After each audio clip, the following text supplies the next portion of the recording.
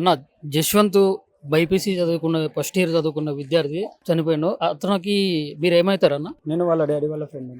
మీరు వాళ్ళ డాడీ వాళ్ళ ఫ్రెండ్. ఏందన్న అసలు చనిపోవడానికి కారణం ఏమై ఉంటుంది?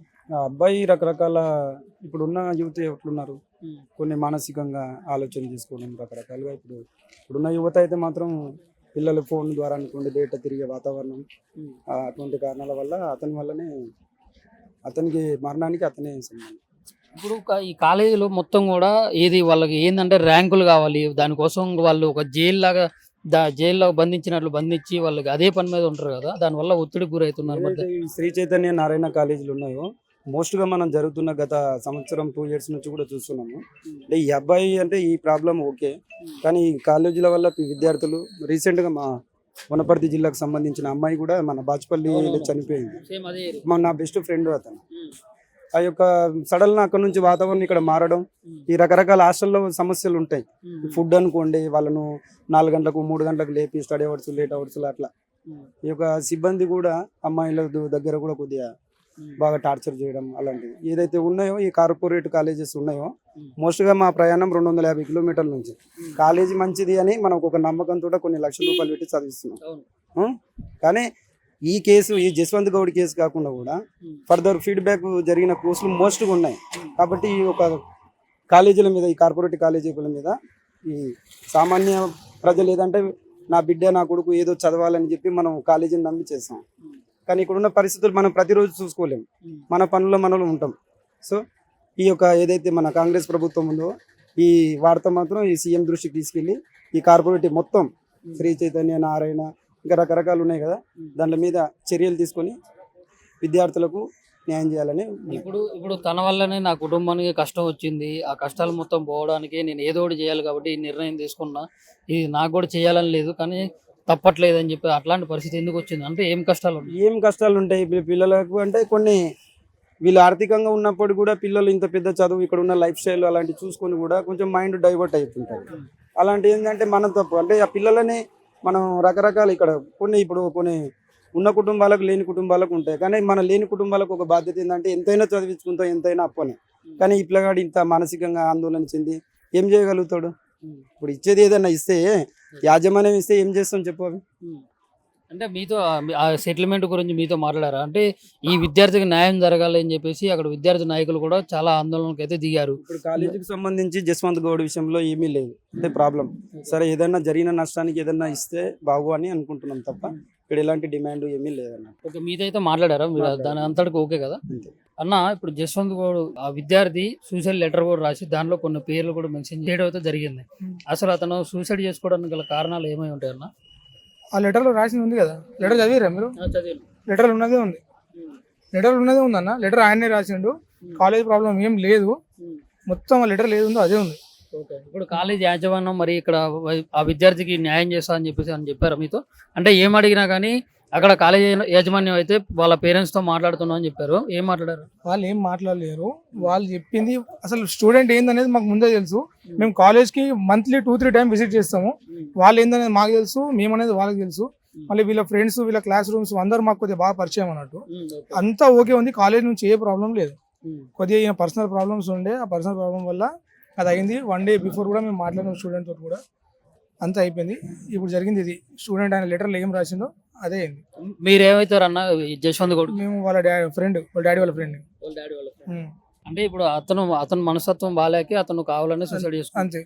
కాలేజ్ అయితే ఏం లేదు, కాలేజ్ ఏ ప్రాబ్లం లేదు. ఒక్కసారి ఆలోచించండి, ఒక డెడ్ బాడీ చనిపోయిన తర్వాత ఎవరికి ఫస్ట్ ఇన్ఫర్మేషన్ వెళ్ళాలి? పోలీసులకు. మరి పోలీసులకు పోయిందా ఇన్ఫర్మేషన్? మనము ఇట్లా ప్రతిసారి డైరెక్ట్ హాస్పిటల్కి తీసుకెళ్ళిపోతుర్రు అన్న ఒక అక్యూజేషన్ పెడుతున్నాం అని చెప్పేసి వీళ్ళు ఏం చేసారు, మధ్యలో ఒక డ్రామా స్టార్ట్ చేసారు. ఏంది, మేము హాస్పిటల్ తీసుకుపోయే క్రమంలో చచ్చిపోయిండు అని చెప్పడానికి. సో ఆ రకంగా ఏంది, ఎవిడెన్స్ ని క్లియర్గా వైపౌట్ చేయొచ్చు అన్న ఆలోచన వాళ్ళది. ఆ బాడీని పిల్లలు తీస్తున్న వీడియోలు బయటకు వచ్చినాయి, ఎవరు తీసిర్రా అని అడిగితే మేము తీసినాం అన్నాడు. తర్వాత మరి పిల్లలు తీస్తున్నారు కదా, మరి ఆ పరిస్థితి ఏంది అని అడిగితే అంటే ఆ పిల్లలు తీసిర్రు అని అన్నాడు. అంటే మాటలు ముందొకటి వెనుకొకటి మార్చి మభ్యపెట్టి చెప్తుర్రు అంటే అర్థం చేసుకోండి తప్పు ఎవరిది ఉంది.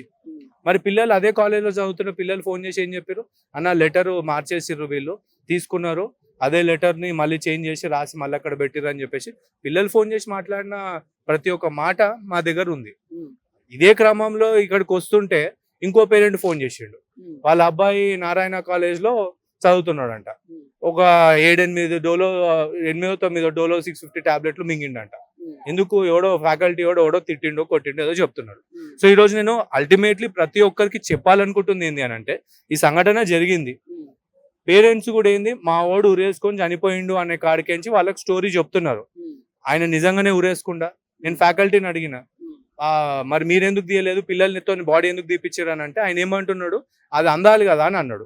ఆ అబ్బాయి హైట్ చూస్తే మరీ అంత పొడుగున్నట్టుగా ఏం లేదు, పొయ్యి అది మీద కట్టుకొని దాన్ని మెడకు కట్టుకున్నా అంటే ఎట్లా నమ్మమంటావు, అది ఎక్కిందంటే అది ఎక్కినా అంత లేదా నువ్వే అంటున్నావు కదా నీ మాటలలో అని అంటే సైలెంట్ అయిపోయాడు.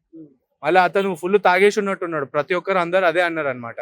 ఇట్లాంటి వాళ్ళ దగ్గర చదవనీకి పోతే ఇదే అవుతుంది. పేరెంట్స్ ఆలోచించుకోవాలి. ఆడు ఇంకొక పిల్లగాడు ఇప్పుడు హాస్పిటల్ నుండి డిశ్చార్జ్ అయ్యిండు, ఆ Narayana college Adibatla police station limits లో. వాళ్ళ ఫాదర్ కాల్ చేస్తే నేను ఫస్ట్ 100 కాల్ చేసి మీరు కంప్లైంట్ ఇవ్వండి అని చెప్పిన. ఇక ఈ రోజు లేకపోతే అది కూడా ఇంకో చావు అవుతుండేనేమో. ఒకసారి ప్రతి ఒక్కరు ఆలోచించుకోవాలి.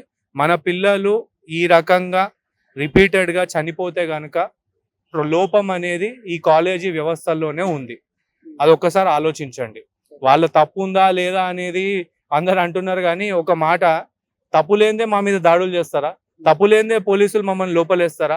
తప్పు లేనిదే ఇగో మరి సమాధానాలు చెప్పకుండా ఇగో ఇట్లా అటు ఇటు మభ్య పెడతారా? నువ్వు ఎవరు అని అంటే ఒక ఆయన ఇదంటాడు అదంటాడు, హాస్పిటల్ వాళ్ళని కూడా అబద్ధం చెప్పిపోయారు. ఇప్పుడు ఇందాక వరకు మాట్లాడారు, ఇప్పుడు ఈ గ్యాప్ లో ఏం జరిగిందో తెలియదు, ఏం సెటిల్మెంట్ జరిగిందో కూడా తెలియదు.